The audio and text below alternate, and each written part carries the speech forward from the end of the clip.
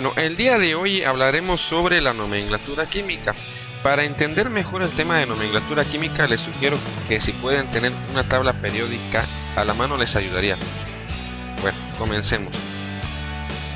Podemos definir a la nomenclatura química como la asignación del nombre del compuesto químico, describiendo su composición. Esto fue propuesto por el químico Lavoisier.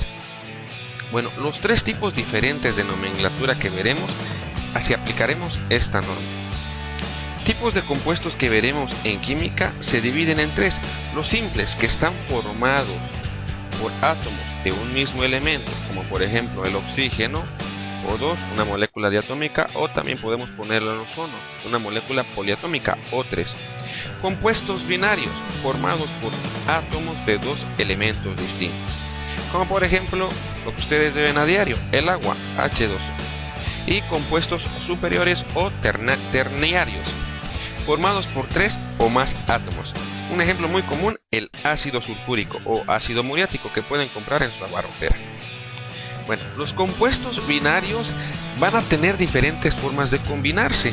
Se van a combinar por uno metal más otro no metal, formando así a los óxidos no metálicos y a los hidruros.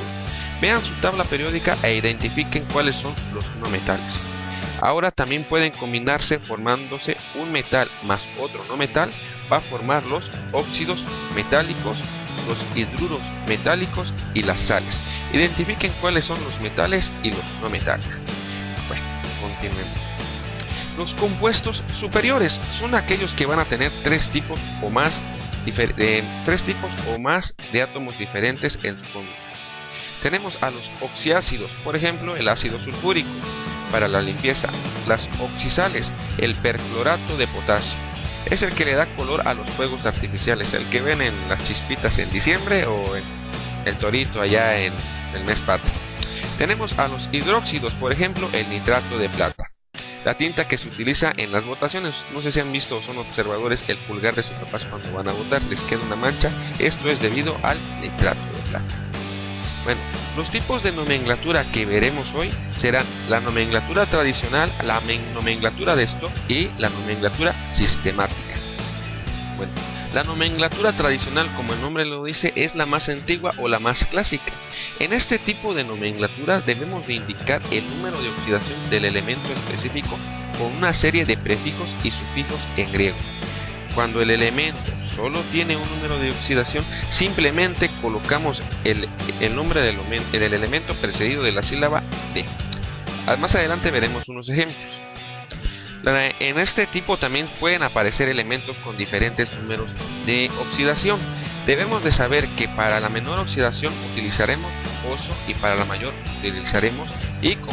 También utilizaremos prefijos como hipo y per cuando están muy por debajo, cuando hay elementos que tienen diferentes números de oxidación, pueden tener desde 5 hasta 6, como por ejemplo el cloro. Bueno, los sufijos que también se utilizarán son ato e ito, como lo vimos en clase. El ejemplo que les pongo acá es uno de los más comunes, es el CO2 y CO.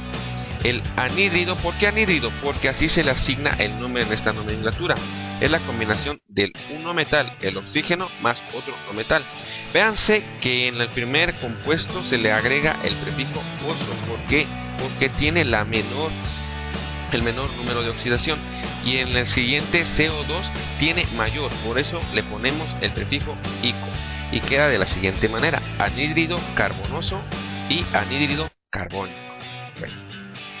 La nomenclatura de stock es un poco más sencilla. En este sistema únicamente debemos de poner el nombre genérico, después poner D más el nombre del elemento más el número de oxidación escrito en números romanos, y no se olviden de poner paréntesis, eso es importante, quedando de la siguiente manera.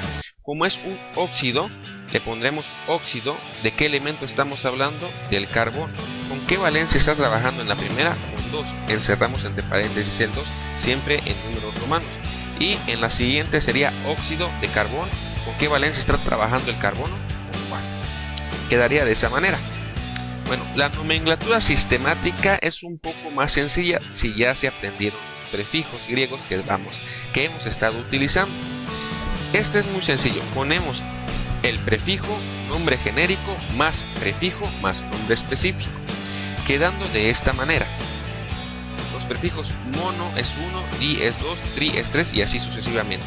De esta manera, aquí nada más contenemos una molécula de carbono, por lo tanto le ponemos monóxido, era de oxígeno, me equivoqué.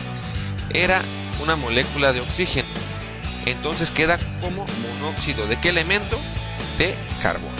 Aquí encontramos cuántas moléculas de oxígeno, 2, entonces le pondremos el prefijo dióxido. ¿De qué elemento? Del carbono, quedando de esta manera. Bueno, espero que este video les pueda servir para aclarar algunas dudas. Los comentarios siempre son bienvenidos, espero y les sirva. Y por favor y por el amor de Dios, estudien, no sean holgazanes.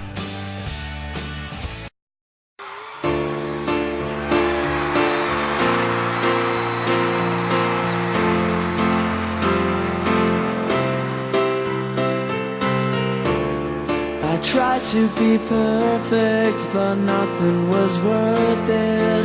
I don't believe it makes me real. I thought it'd be easy.